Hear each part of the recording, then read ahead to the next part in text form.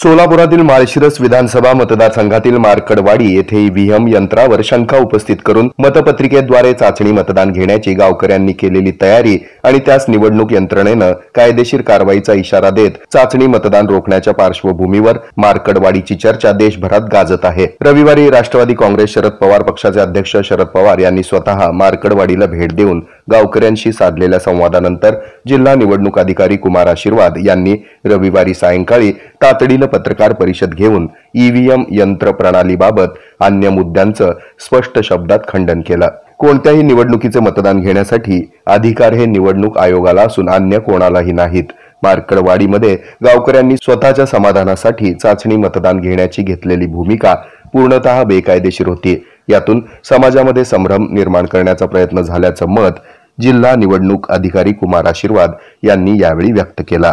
माळशिरससह अन्य सर्व विधानसभा मतदारसंघांमध्ये ईव्हीएम प्रणालीद्वारे राबवलेली मतदान प्रक्रिया पूर्णतः पारदर्शक असून त्यात प्रत्येक टप्प्यावर संबंधित राजकीय पक्षाच्या प्रतिनिधींना सामावून घेण्यात आलं होतं। प्रत्येक टप्प्यामध्ये याबाबत कोणीही आक्षेप घेतला नाही, परंतु आता शेवटी असा आक्षेप घेऊन निवडणूक आयोगाच्या संदर्भामध्ये अविश्वासाचं वातावरण निर्माण करणं चुकीचं आहे, असंही कुमार आशीर्वाद यांनी स्पष्ट केलंय। 2-3 प्रकारचे प्रश्न आहेत। पहिला प्रश्न असा आहे की त्या ठिकाणी मार्कडवाडीचे गावचे नागरिक जे आहेत त्यांना चाचणी मतदान करण्यापासून का रोखण्यात आला। दुसरा, ईव्हीएम बद्दल बरेच लोकांनी सवाल उपस्थित केले, बरेच लोकांनी प्रश्न उपस्थित केले आहेत। तर हे सगळे प्रश्नांचे उत्तर देण्यासाठी आम्ही आज या ठिकाणी प्रेस कॉन्फरन्स ठेवला आहे। नंबर 1 जे सवाल आहे की त्या ठिकाणी लोकांना चाचणी मतदान का नाही तुम्ही करून दिला, त्याचे ऑलरेडी उत्तर दिलं आहे। लोकप्रतिनिधित्व कायदा 1951 मध्ये कलम 19(अ), 20 आणि 20 मध्ये first election commission of India आणि त्यांची मशिनरी म्हणजे की कलेक्टर आणि कलेक्टरची मशिनरी, फक्त त्यांना हे अधिकार आहे की इलेक्शन घेण्यासाठी लोकसभा आणि विधानसभा इलेक्शन घेण्याचे अधिकार फक्त आम्हाला आहे, बाकी कोणालाही नाहीये। कुठल्याही तरतूदमध्ये कोणालाही कुठलाही अधिकार देण्यात आलेला नाही आहे। नंबर 2, त्यांना जर रिझल्ट्सवर डाऊट असेल, ज्या ईव्हीएमच्या रिझल्ट्सवर डाऊट असेल तर ते कोर्टमध्ये इलेक्शन पिटिशन फाईल करू शकतात, ते इलेक्शन कमिशन ऑफ इंडियाकडे तक्रार करू शकतात, त्याच्या मुभा आहे त्यांना। पण स्वतः चाचणी मतदान घेण्याच्या कुठल्याही प्रकारच्या मुभा कोणालाही नाही आहे।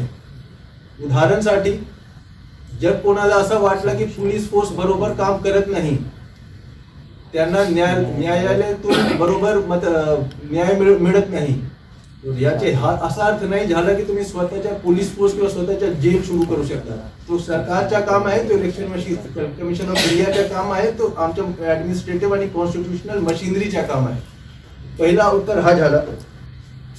दुसरा जो प्रश्न बरेच लोकांनी उपस्थित केले ईव्हीएम बद्दल, तर ईव्हीएमचा जो प्रोसेस आहे त्याच्याबद्दल मी थोडक्यात आपल्याला सांगतो। आम्ही वारंवार प्रेस कॉन्फरन्समध्ये ईव्हीएम बद्दल सर्व प्रकारची आम्ही जानकारी दिली आहे। तरी सुद्धा ईव्हीएम बद्दल मी पुन्हा एक वेळी त्यामध्ये काय काय सेफगार्ड्स आहे, काय काय चेक्स अँड बॅलन्सेस आहेत त्याबद्दल मी विस्तारपूर्वक सांगतो।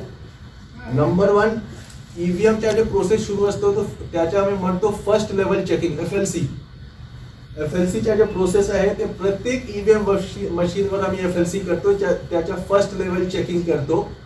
तो 1 ऑगस्ट पासून 31 ऑगस्ट पर्यंत एफएलसी झाला होता। 1 ऑगस्ट 2024 पासून 31 ऑगस्ट 2024 पर्यंत एफएलसीचा प्रोसेस झाला होता। एफएलसीचा प्रोसेस जे आहे ते रामवाडी गोडाऊन मध्ये, सोलापूर शहरमध्ये रामवाडी गोडाऊन मध्ये झाला होता। एफएलसीचा नियम असा असते की पॉलिटिकल पार्टीजचे, राजकीय पक्षांचे जे प्रतिनिधी आहेत त्यांच्या समोर एफएलसी झाला पाहिजे। आम्ही त्यांना नोटीस देतो, त्या नोटीसवर त्याच्या आम्ही खोज घेतो आणि जर कोण नाही आले तर आम्ही वारंवार त्यांना कॉल करून सांगतो की तुम्ही या रामवाडी गोडाऊनला तुमच्या समोर आम्हाला एफएलसी करायचे। त्याप्रमाणे त्यांच्या समोर एफएलसी होत असते। एफएलसी मध्ये प्रत्येक मशीनला, प्रत्येक बॅलेट युनिटला आम्ही 96 वोट देतो। बॅलेट युनिटवर 16 बटन असतात, प्रत्येक बटनला आम्ही 6 वोट देतो, 96 वोट देतो आणि अगेन हे पॉलिटिकल पार्टीचे रिप्रेझेंटेटिव्हचे राजकीय पक्ष प्रतिनिधीच्या समोर हा पूर्ण प्रोसेस होत असते. एफएलसी मध्ये अगेन 1% मशीनवर 1% मशीनवर आम्ही 1200 वोट देतो, 2% मशीनवर 1000 वोट देतो आणि पुन्हा 2% मशीनवर आम्ही 500 वोट देतो. आणि या व्यतिरिक्त जे बाकी शिल्लक मशीन आहे त्यावर प्रत्येकवर 96 वोट देतो. आणि सर्व जे प्रोसेस आहे ते राजकीय पक्ष प्रतिनिधीच्या समोर झाला होता रामवाडी गोडाऊन मध्ये. त्यांची सही आहे, आमच्याकडे त्यांचा व्हिडिओ आहे. त्यानंतर जे प्रोसेस असते हे एफएलसी केल्यानंतर आम्ही परत ते रामवाडी गोडाऊन मध्ये ठेवतो.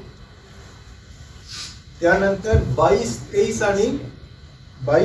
आणि 24 ऑक्टोबरला हे सर्व मशीन्स आम्ही त्या ठिकाणी पाठवलं होतं. अकलूजला पाठवलं होतं. अकलूजच्या जे आमच्या गोडाऊन आहे, त्या स्ट्रॉंग रूम आहे, त्या ठिकाणी आम्ही पाठवला होता.